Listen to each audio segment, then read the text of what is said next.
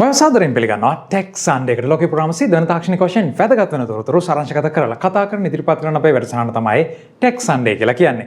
ඉතින් මේ ටෙක් සන්ඩේ එකේදී අපි කතා කරන තොරතුරු අතරට එකතු වෙනවා සෝෂල් මීඩියා වැරදියට පාවිච්චි කරන්න ගිහිල්ලා පාඩමක් ඉගෙන ගන්නෙමින් ඉන්න ඇමරිකන් සෝමාලි ස්ට්‍රීමර් කෙනෙක් ගැන තොරතුරු වගේම AI වලට වොයිස් එක ඇඩ් කරපු Microsoft සමාගම සහ WWDC 2023 Apple අලුත්ම නිෂ්පාදන ගැන තොරතුරු වගේම ලෝවට තවත් තාක්ෂණික තොරතුරු රසක්ම ටෙක් සන්ඩේ එක පටන් ගන්න ටිකක් වෙනස් නෝට් එකකින්.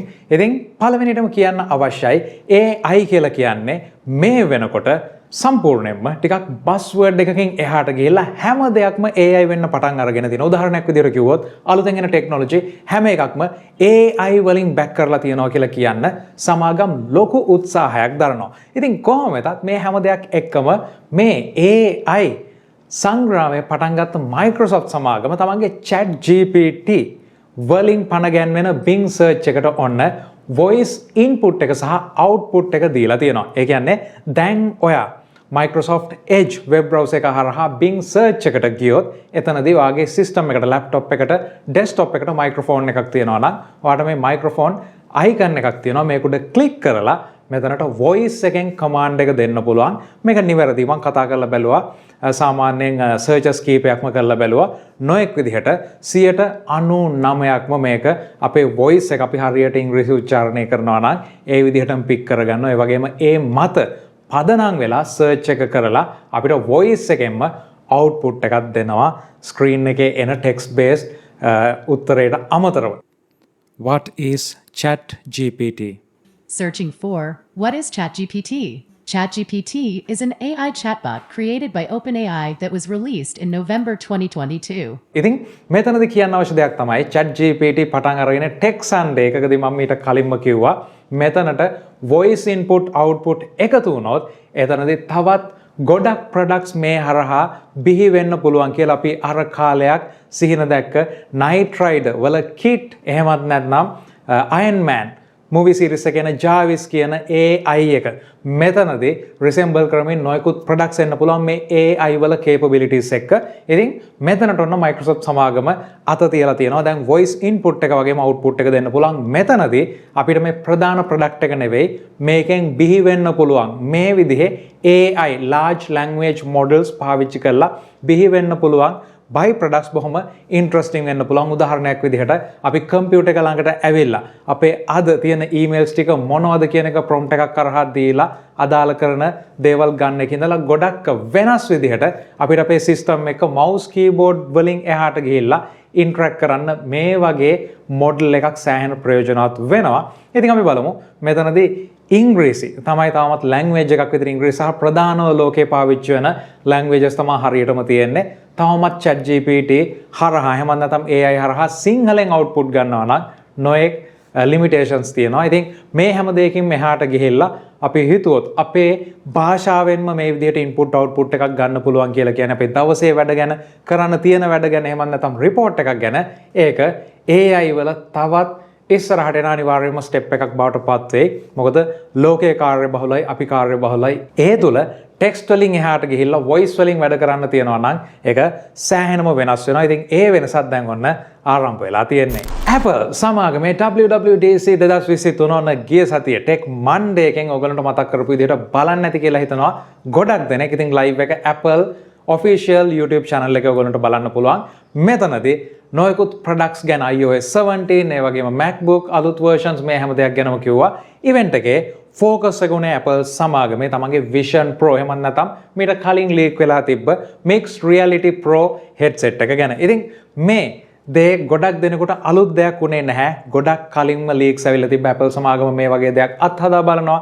මේ සැරේ WWDC එකේ මේ දේ ගැන announce කරයි කියලා. ඉතින් කලින් කියපු විදිහටම ඔන්න headset එක මේගොල්ලෝ මේ AR එහෙම නැත්නම් spatial computing වලට headset එකක් මේගොල්ලෝ reveal කරනවා. හැබැයි මෙතන තියෙන දේ තමයි Apple සමාගම fine tune කරලා product එකක් අරන් එන්නේ මේ AR VR පටන් අරගෙන අවුරුදු 10ක් විතර යනකොට. ඉතින් Meta වගේ දැවැන්ත සමාගම් තමන්ගේ නම Facebook වලින් Meta වලට පවා පරිවර්තනය කරනවා මේ virtual reality කියන දේ. තවදුරටත් users අතරට අරගෙන යන්න. හැබැයි මේක සාර්ථක වෙලා තියෙනවද නැද්ද කියන එක මම හිතන්නේ අපි දිහා බලලම අපිට හිතා ගන්න පුළුවන්.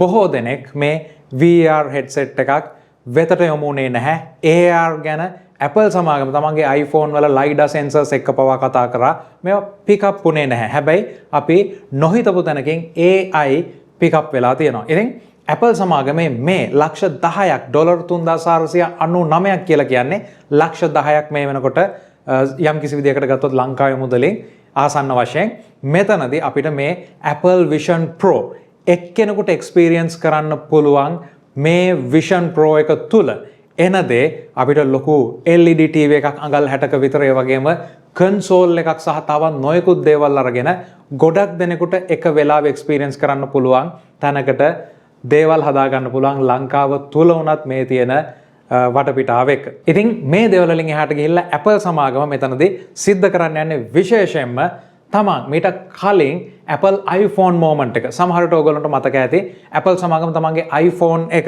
රිලීස් කරද්දි launch කරද්දි එතනදී ඒක මාකට් එකේ තිබ්බ අනෙකුත් phones එක්ක සෑහෙන ලොකු price gap එකක තිබ්බා. නමුත් මේක අභිබවා යමින් Apple ෆෝන් එක පික් අප් වුණා. Apple සමාගම සමහර විට මෙන්න මේ iPhone moment එක තමයි මේ හරහත් බලන ඇත්තේ. නමුත් මේක බොහෝ විට ලබන අවුරුද්දේ 2024 රිලීස් වෙද්දී මේකට තියෙන app support එක මත තමයි හැම දෙයක්ම තීරණය වෙන්නේ. ඉතින් මේ ගැන වෙනම research එකක් කරලා වීඩියෝ එකක් කරලා ටිකක් බලන්න පුළුවන්. Apple Vision Pro headset එකේ තියෙන spec ටික කියවනවා නෙවෙයි. එතනින් එහාට ගිහිල්ලා මේ technology එකේ up and downs සහ ඉතිහාසය ගැන ඒ වීඩියෝ එක ලබන සතියේ එනවා. ඉතින් ඒක ගැන බලන්න මේ ගැන වැඩි දුර තොරතුරු අවශ්‍ය නම් මේ දවස්වල social media වලින් famous වෙන්න ගිහිල්ලා ඒකෙන්ම backfire වෙලා මේ වෙනකොට යන තැන් වලින් ගුටි කන පුද්ගලයෙක් ඔන්න ගැන වාර්තා වෙනවා. ජපානයේ ඇමරිකානු සම්භවයක් තියෙන ජොනි සෝමාලියන් සහ කැනේඩියන් මං හිතන්නේ මෙයාගේ කතාව පොඩ්ඩක් බලන්න ඔයගොල්ලෝ කියවලා මෙයා ඇමරිකානු පුරවැසියෙක් විදිහට තමයි මෙතනදී හඳුන්වන්නේ අන්තර්ජාලය තුල. ජොනි සෝමාලි කියන මෙයා ස්ට්‍රීමර් කෙනෙක්. එයාගේ ස්ට්‍රීමින් නේම් එක තමයි මේක.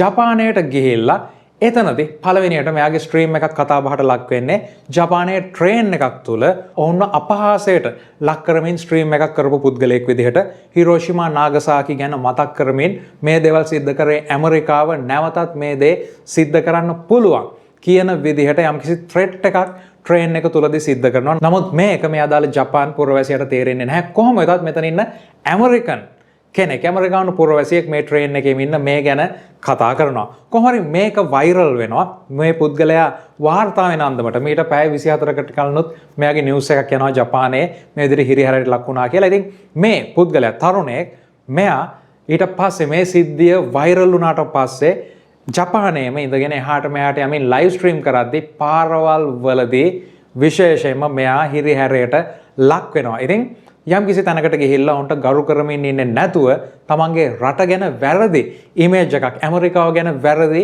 ඉමේජ් එකක් මෙතනදී ගොඩනැංවීමට උත්සාහ කිරීම තමයි මේ පුද්ගලයාට තියෙන්නේ. ඉතින් මේක සමහර විට නෙගටිව් මාකටිං එකක් වෙන්න පුළුවන්. කොහොම වෙතත් නෙගටිව් මාකටිං එකේ උපරිම මෙයා විඳිනවා කියලා දැනගන්න ලැබෙනවා.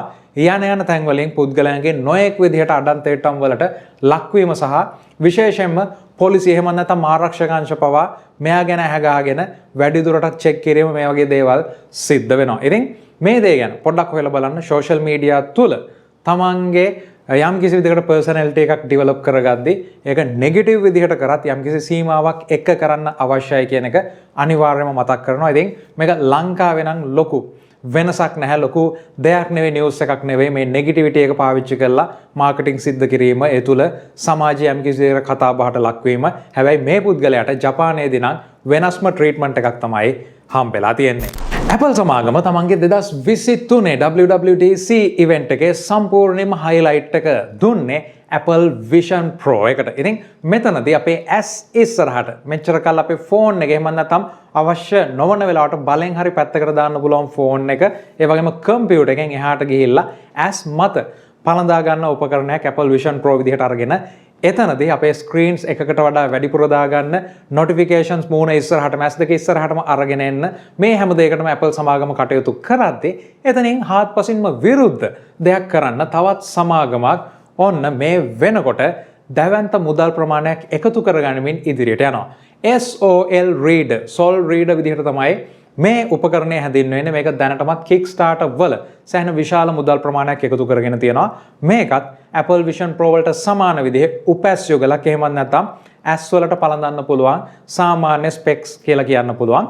මෙතනදි සිද්ධ වෙන දේ තමයි අපේ සාමාන්‍යයෙන් මේ වෙනකොට දැන් වර්තමාන පරම්පරාවෙන් ඈත් වෙලා තියෙන කියවීම යම් කිසි විදිහකට වීඩියෝ එකක් බලනවා එකෙන් එහාට ගිහිල්ලා දෙයක් කියවන එක ගොඩක් දෙනෙක් ඈත් වෙලා තියෙන දෙයක්. ඉතින් මෙන්න මේ කියවීමට නැවත පුද්ගලයන් යොමු කිරීම තමයි මෙතනදී මෙයාලගේ ફોකස් එක වෙන්නේ. ඉතින් මේ හරහා සිද්ධ වෙන්නේ මේක දාගත්තට පස්සේ මේක e-read එකක්. ඒ කියන්නේ සම්පූර්ණයෙන්ම පාට පෙන්වන්න පුළුවන් ඩිස්ප්ලේ එකක් නෙවෙයි මෙතන තියෙන්නේ. මේක ඇතුලේ තියෙන්නේ බොහොම low resolution 256 by 256 විදිහට තියෙන ඩිස්ප්ලේ දෙකක්. මේ හරහා දේවල් කියවන්න හැකියාව තමයි තියෙන්නේ. ඒ වගේම මේක ඇතුළට built in විදිහට මේකේ vision එක හදා ගන්නත් පුළුවන් කියලා තමයි තියෙන්නේ. වෙනම උපැස් පළඳන්න අවශ්‍ය වෙන්නේ නැහැ. කණ්ණාඩි දාන්න අවශ්‍ය වෙන්නේ නැහැ. ඒ වෙනකොට කණ්ණාඩි දාන කෙනෙකුට උනත් ඒක ගලවලා මේ glasses දාලා ඊට පස්සේ ඒකෙන් තමන්ගේ vision එක හරියට setup කරගන්න පුළුවන්. මෙතනදී ඔයාගේ iOS එහෙම නැත්නම් Android mobile device එකට connect වෙලා එතනින් මේ තියෙන app එකේ තියෙන පොත් මේකට load කරලා කියවීම තමයි මේ හරහා සිද්ධ කරන්නේ. ඉතින් මෙතනදී ඔයගොල්ලන්ට කියන්න අවශ්‍ය දෙයක් තියෙනවා. ඒ තමයි සාමාන්‍යයෙන් අකුරු කියවන්න නම් අපිට සෑහෙන ලොකු resolution එකක් ඕනේ. monitor එකක වුණත් resolution එක වැඩි වෙද්දි තමයි අකුරු පැහැදිලිව කියවන්න පුළුවන්. මේ device එකේ තියෙන්නේ 256 යම් කිසි විදිහට resolution එකක් තියෙන display unit දෙකක්. Apple Vision Pro එකේ එක ඇහැකට 4K TV එකක තියෙන pixel ප්‍රමාණය, ඒ කියන්නේ දැවැන්ත pixel ප්‍රමාණයක් පැක් කරලා තියෙනවා. ඉතින් මෙතනදී සිද්ධ වෙන්නේ ඔයාට පොත් කියවන්න අවශ්‍යයි නම් පැය 24ක් දක්වා charge එක තියෙනවා. ඔයා එක දිගට පැය 24ක් පාවිච්චි කරොත් මේ හරහා පොත් කියවන්න පුළුවන්. ඉතින් අර distractions, notifications මේ හැම දෙයකින්ම පැත්තකට ගිහිල්ලා ඔයාට නිදහසේ පොත් කියවන්න මේ හරහා හැකියාව ලබා දීලා තියෙනවා. ඉතින් මෙතනදී මේ page එකට ගියොත් එහෙම ඒගොල්ලෝ කියන දෙයක් තමයි මේ device එකට කිසිම විදිහකට වෙනත් notification කිසිම දෙයක් ලැබෙන්නේ නැහැ.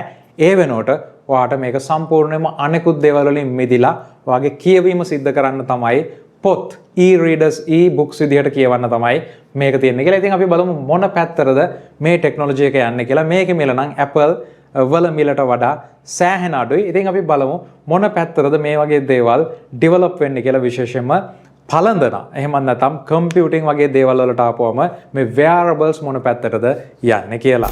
ටෙක්සන් එකේ පළවෙනි සෙග්මන්ට් එකේ කතා කරා වගේම AI කියලා කියන්නේ මේ වෙනකොට buzzword එකකින් එහාට ගිහිල්ලා හැම දෙයක්ම AI වෙලා තියෙනවා. ඉතින් කොහොම වෙතත් AI වල හොඳ වගේම නරකක් තියෙනවා.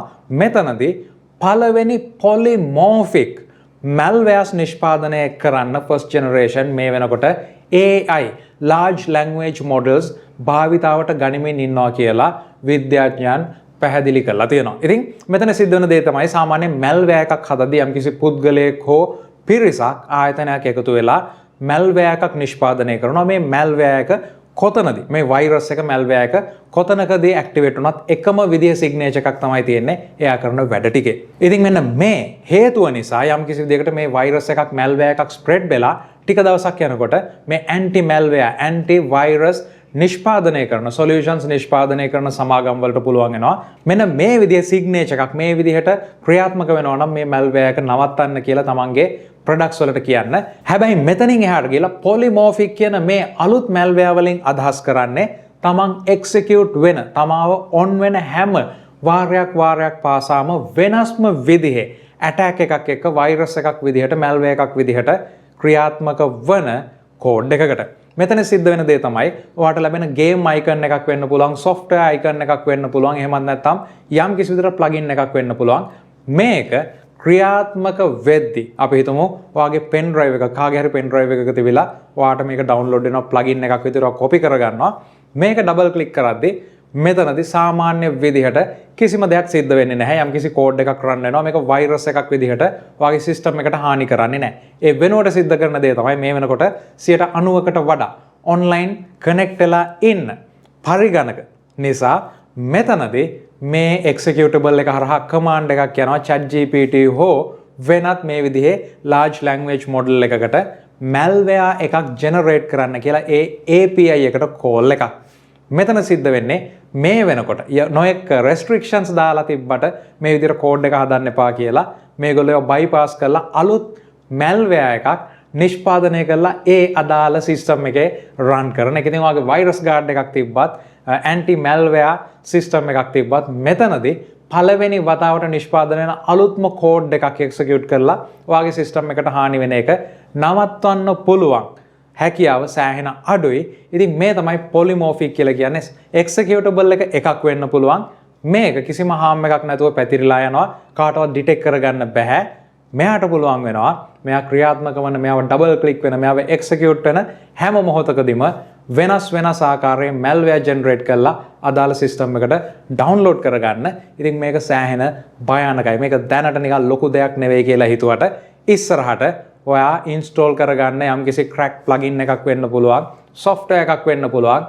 ඇතුලේ එක්සිකියුටබල් ෆයිල් එකකට මේ වගේ දෙයක් දීලා ඔයා ෆොටෝෂොප් වගේ දෙයක් ඔන් කරන හැම මොහොතකදීම වෙනස් ආකාරයේ දෙයක් මෙතනදී එලියට આવොත් ගේම් එකක් රන් කරද්දී වෙනස් විදියකට මේ වගේ දෙයක් එක්සිකියුට් වුණොත් ලොකු ප්‍රශ්නයකට මුහුණ දෙන්න වෙනවා. ඉතින් අපි බලමු මොන විදිහටද මේ පොලිමෝෆික් මැල්වෙයා ගැන කමියුනිටි එක විශේෂයෙන්ම ඉන්ඩස්ට්‍රි එකේ සේෆ්ටි එක්ස්පර්ට්ස්ලා එලියට එන්නේ කියලා සොලියුෂන්ස් එක. Adobe සමාගමේ Firefly මම හිතන්නේ මේ වෙනකොටත් ලංකාවේ නොයෙකුත් කට්ටිය කතා වෙනවා, නොයෙකුත් කන්ටෙන්ට් ජෙනරේට් කරලා Facebook එකේ විශේෂයෙන්ම දාලා තියෙනවා. ඉතින් Adobe සමාගමේ Firefly ගැන මේක ලොන්ච් වෙන්න කලින් ටෙක් සන්ඩේ එකේදී කතා කරා. මේ හරහා සිද්ධ වෙන දේ තමයි Adobe සමාගම තමන්ගේම generative AI photo generative tool එකක්, content generative tool එකක් මෙතන නිෂ්පාදනය කරා. මේ හරහා මේ AI එකට පුළුවන් වෙනවා මීට කලින් ෆොටෝස් ලක්ෂ ගාණක් ස්ටඩි කරලා යම් කිසි විදිහකට ෆොටෝ එකක දේවල් වෙනස් කරන්න, ෆොටෝ එකක තියෙන ලෙවල් එකෙන් එහාට දේවල් ජෙනරේට් කරන්න මේ හැම දෙයක්ම කරන්න පුළුවන්. ඉතින් Adobe සමාගම මේ විදිහට තමන්ගේ මේ Firefly කියන එන්ජින් එක generative AI එක මේ වෙනකොට කෝපරේට් සෙක්ටර් එකට බිස්නස් වලට ඕපන් කරලා තියෙනවා. ඉතින් ගොඩක් දෙනෙක් අහපු දෙයක් තමයි මෙතනදී මේ AI වලින් අපේ ජොබ් නැති වෙයිද කියන එක. ඔව් දැන් මේ ස්ටෙප් එකට ආවට පස්සේ නම් ගොඩක් දෙනෙකුට තමන්ගේ ජොබ්ස් ගැන ලොකු ප්‍රශ්නයක් ඇති වෙන්න පුළුවන්, විශේෂයෙන්ම ග්‍රැෆික් ඩිසයිනින් එහෙම නැත්නම් මේ විදිහට කන්ටෙන්ට් ජෙනරේට් කරන තැනට. මෙතනදී Adobe සමාගම කියපු දෙයක් තමයි කියලා තියෙන දෙයක් තමයි මේ හරහා යම් කිසි විදිහකට අපි තුමු සමාගමක් කියලා එයාලගේ කන්ටෙන්ට් නිර්මාණය කරන්න මේ AI එක පාවිච්චි කරන්න පුළුවන්. ඔයා කිව්වොත් එහෙම අපි හිතමු උදාහරණයක් විදිහට නොයෙකුත් ලංකාවේ කම්පනීස් ඩිසයිනර් කෙනෙක් විදිහට වැඩ කරලා තියෙන නිසා අපි හිතමු යම් කිසි විදිහකට ලංකාවේ උත්සව වලට ක්‍රිස්මස් එකට ඒ වගේ මෙතනින් එහාට ගිහිල්ලා අලුත් අවුරුද්දට නොයෙකුත් දේවල් වලට ආර්ට් වර්ක්ස් නිෂ්පාදනය කරනවා. ඉතින් AI කෙනෙකුට මේ වැඩේ බාර දුන්නොත් එකපාර ඔප්ෂන් 5ක් විතර ගන්න මේ හැම දෙයක්ම අපිට කරන්න පුළුවන්. ඉතින් දැන් ඔයගොල්ලන්ට ප්‍රශ්නයක් ඇති ලංකාවේ වගේ තැනක අලුත් අවුරුද්ද කියන එක ගැන ලෝකේ ට්‍රේන් වෙච්ච AI කෙනෙකුට අදහසක් තියනවාද කියලා. ඔව් මෙතනදී Adobe සමාගම කියලා තියෙන දෙයක් තමයි යම්කිසි ආයතනයකට ඕනේ නම් තමන්ගේ Firefly සර්විස් එක මේක ලබා ගන්න පුළුවන්. ඒ වගේම ඒගොල්ලන්ට පුළුවන් එයාලගේ ස්ටෑන්ඩඩ්ස්, එයාලගේ ආර්ට් වර්ක්ස් මේකට ඉගෙන ගන්න දීලා API එක ලබා ගැනීම හරහා මම හිතන්නේ ඊට පස්සේ තමන්ගේ යම් කිසි දෙයකට තියෙනවා නම් ගයිඩ්ලයින්ස් ඒ අනුව කන්ටෙන්ට් ජෙනරේට් කරන්න පුළුවන් කියලා. ඉතින් මේක අපි හිතමු ලංකාවේ කම්පැනි එකක් වෙන්න පුළුවන්. එහෙම නැත්නම් ලෝකෙම තියෙන අපි හිතමු HSBC වගේ බැංකුවක් නම් එයාලගේ ආර්ට් වර්ක්ස් යන ෆෝමැට් එක ගත්තට පස්සේ මේ AI එකට ඒ ටික දුන්නාට පස්සේ ඊටු ටික ජෙනරේට් කරලා ටෙක්ස්ට් ප්‍රොම්ප්ට් කීපයක් හරහා ආර්ට් වර්ක් එකක් ලබා ගන්න හැකියාව ඉදිරියේදී නිර්මාණය වෙයි. ඉතින් මෙන්න මේ වගේ දේවල් හරහා බොහෝ විට මේ ප්‍රධාන සමාගම්, විශාල සමාගම් කෙලින්ම ටූල් එක අදාළ කම්පනීස් වලට ලබා දීම හරහා ලොකු සේවිං එකක් සිද්ධ වෙන්න පුළුවන්. එතනින් එහාට HR ගැටලු ගොඩක් අඩු වෙනවා, මිනිස්සු වැඩ කරනවා අඩු වෙනවා නම් ඒ වගේම පේමන්ට් එක වන් ටයිම් වෙන්න පුළුවන්. සමහර විට අවුරුද්දකට ගෙවන්නවා වෙන්න පුළුවන්.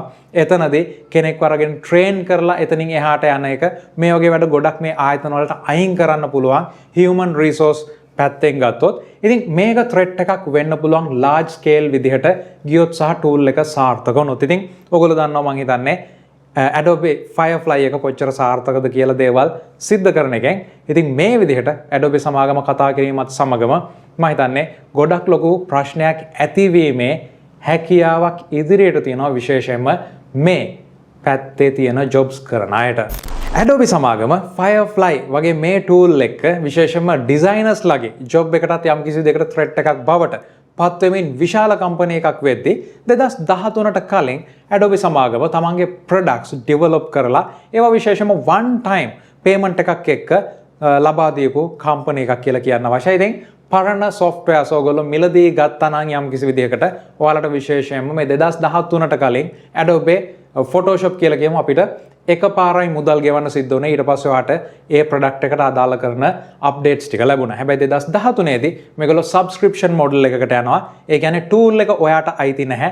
ඔයා මාසෙන් මාසෙට ගෙවලා මේක පාවිච්චි කරනවා විතරයි. හැබැයි මේකත් යම්කිසි විදිහකට කෙනෙකුට වාසිදායක වෙන්න පුළුවන්. හැබැයි දැන් නම් ඒක තවදුරටත් වාසිදායක නැහැ කියන්න පුළුවන්. ඔයා මේ වෙනකොට ඔයාට Photoshop ඕන නම් මාසෙකට $10ක් ගාන එක ගෙවාගෙන යන විදිහට පාවිච්චි කරන්න පුළුවන්. සමහරවිට අඩු බජට් එකක් තියෙන කට්ටියට මේක වැදගත්. හැබැයි විශාල කම්පැනි එකක වගේ මේ දේ සිද්ධ වෙනවා නම් 10 දෙනෙකුට Photoshop ගද්දී ඒගොල්ලන්ට ඒ ටූල් එක දිගටම අරගෙන පාවිච්චි කිරීමේ යම්කිසි හැකියාවක් තියෙනවා. ඉතින් මේ දේවල් වෙනස් වෙලා තියෙනවා.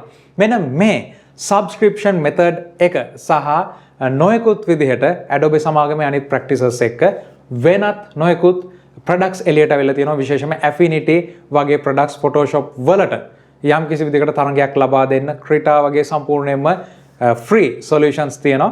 මෙතනින් එහාට ගිහිල්ලා Adobe සමාගමේ ප්‍රධාන products වලට යම් කිසි විදිහකට challenge එකක් විදිහට අලුතෙන්ම apps නිෂ්පාදනය කරන්න Adobe නෙමේ Abode කියන සමාගමක් මේ වෙනකොට පටන් අරගෙන තියෙනවා. ස්ටුවර්ට් සෙම්පල් කියන පුද්ගලයා UK වල. ඉතින් මෙයාගේ අදහස තමයි ටෙක්නොලොජි ගීක්ස්ලා එකතු කරගෙන මෙයා මේ වෙනකොටත් Kickstarter එකක් පටන් අරගෙන තියෙනවා මේ Abode එක සඳහා.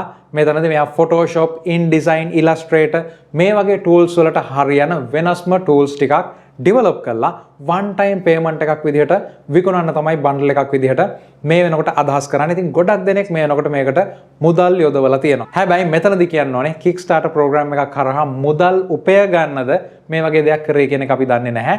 කොහොම වෙතත් මෙතනදී Adobe සමාගමේ නිෂ්පාදන වලට alternatives වෙනත් දේවල් තියෙනවා. විශේෂයෙන්ම ප්‍රීමියම් වෙනුවට ඕගොල්ලන්ට සම්පූර්ණයෙන්ම නොමිලේ මාත් පාවිච්චි කරන DaVinci Resolve එක තියෙනවා. ඒ වගේම Photoshop වෙනුවට ඔයාලට සම්පූර්ණයෙන්ම නොමිලේ Krita එක ලබා ගන්න පුළුවන්. Affinity තියෙනවා one time payment එකක් දීලා. ඉතින් මෙතනින් එහාට ගිහිල්ලා මේ Adobe වෙනුවට ඒ වගේම logo එකක් එක්ක Abode කියන මේ software suite එකක් නිර්මාණය කරන්න තමයි මේ ස්ටුවර්ට් කියන කෙනා UK වල ඉන්න artist කතා කරලා තියෙන්නේ. ඉතින් මෙයා කතා කරනවා මේ ගැන. ඔයාලටත් පුළුවන් Adobe නෙමේ Abode Kickstarter කියලා search කරන්න. එතනදී මේ page එකට ගියාම හැම දෙයක්ම කියවන්න. ඉතින් ඔන්න free softwares තියෙනවා ඔයාලට මිල මුදල් දීලා Adobe නිෂ්පාදන ගන්නවට වඩා මේ වෙනකොට සෑහෙන දියුණු වෙලා තියෙනවා. ඉතින් මේ අලුත් trend එකත් එක්ක සමහර විට මෙයාලා products කීපයක් Adobe සමාගම අවුරුදු ගාණක් fine tune කරපු tools මේගොල්ලන්ට කෙටි කාලයකින් නිර්මාණය කරගන්න පුළුවන් වේද කියලා අපි බලමු. AI ගැන කතා කරද්දී ඔන්න ජෝර්ජියා වල මාක් වෝල්ටර්ස් කියන රේඩියෝ නිවේදකයා Open AI එහෙම නැත්නම් Chat GPT වල නිර්මාතෘ සමාගමට නඩුවක් දාලා තියෙනවා.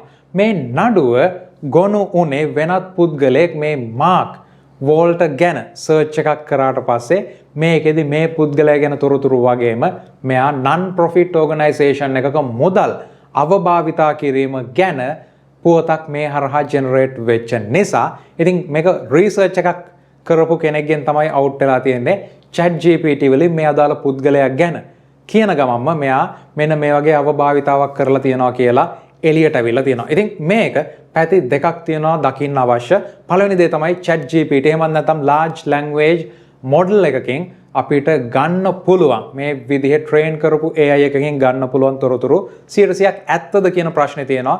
මේක ගොඩක් AI වල සඳහන් කරලා තියෙන දෙයක්. මෙතනින් ජෙනරේට් වෙන තොරතුරු 100%ක්ම ඇත්ත නෙවෙයි කියලා. හැබැයි එතනින් එහාට ගිහිල්ලා ගොඩක් දෙනෙක් මේ සමාගම් පවා කියනවා අන්තර්ජාලයේ ඔයාට ගොඩක් වෙලා ඉන්නේ නැතුව මේ හරහා ඔයාට බොහෝ දේවල් හොයාගන්න පුළුවන් කියලා. ඒ කියන්නේ believable දේවල් තමයි එළියට එන්නේ කියන එක. ඉතින් කොහොම වෙතත් ඔන්න Open AI එක පළවෙනි නඩුවට මුහුණ දෙනවා මේ අනුව පුද්ගලෙක් ගැන වැරදි තොරතුරු ජෙනරේට් කිරීම නිසා.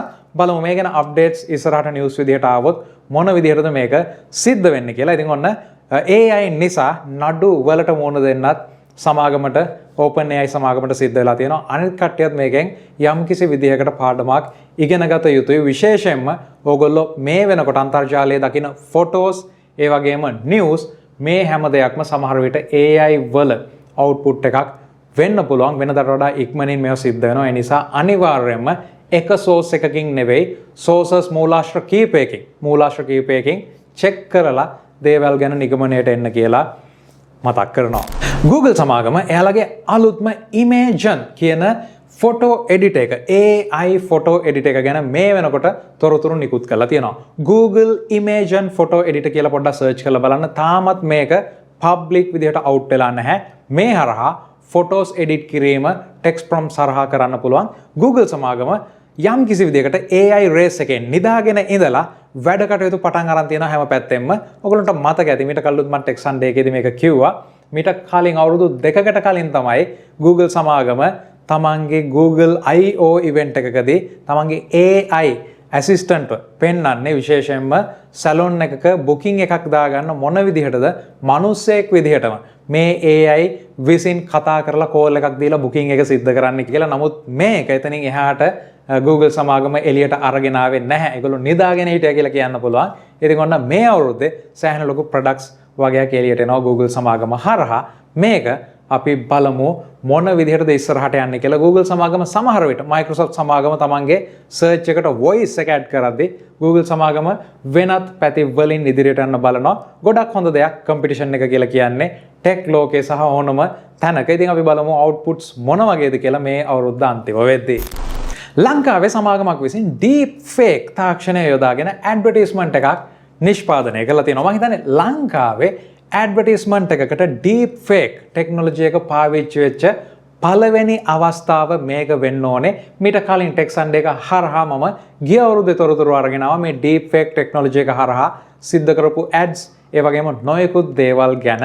ඉතින් මේ දේවල් එක ලංකාවේ අගය කළ යුතු දෙයක් මේ විදිහට ඇඩ් එකක් නිර්මාණය කිරීම. මෙතනදී ලංකාවේ මියුසික් ඉන්ඩස්ට්‍රි එකේ විශේෂම සංගීත ක්ෂේත්‍රය ගත්තොත් ලෙජන්ඩ්ස්ලා විදිහට හැඳින්වෙන පුද්ගලයන් කීප දෙනෙක්ව අරගෙන තමයි මේ කමර්ෂල් එක නිෂ්පාදනය වෙන්නේ. මේක සම්පූර්ණයෙන්ම වෙළඳ දැන්වීමක්.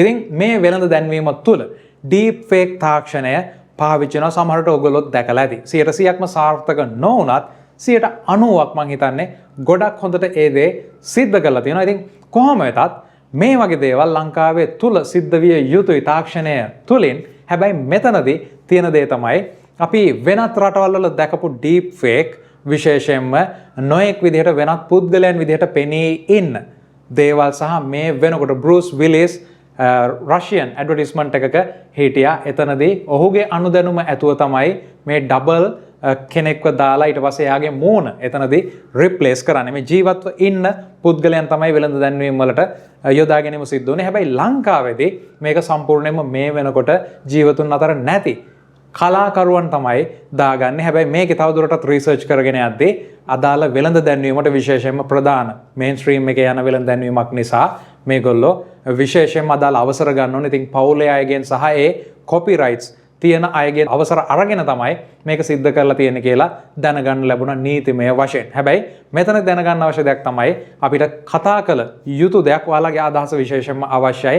මේ වෙනකොට මේ විදිහේ වෙළඳ දැන්වීමකට පෙනී ඉන්න කැමැතිද අකමැතිද කියලා කියන්න බැරි. මේ වෙනකොට ජීවතුන් අතර නැති පුද්ගලයන් මේ විදිහට වෙළඳ දැන්වීම් වලට යොදා ගැනීමේ යම් කිසි විදිහකට හොඳක් තියෙනවද? එහෙම නැත්නම් මේක සාධාරණීකරණය කිරීම කළ හැකිද කියන එක.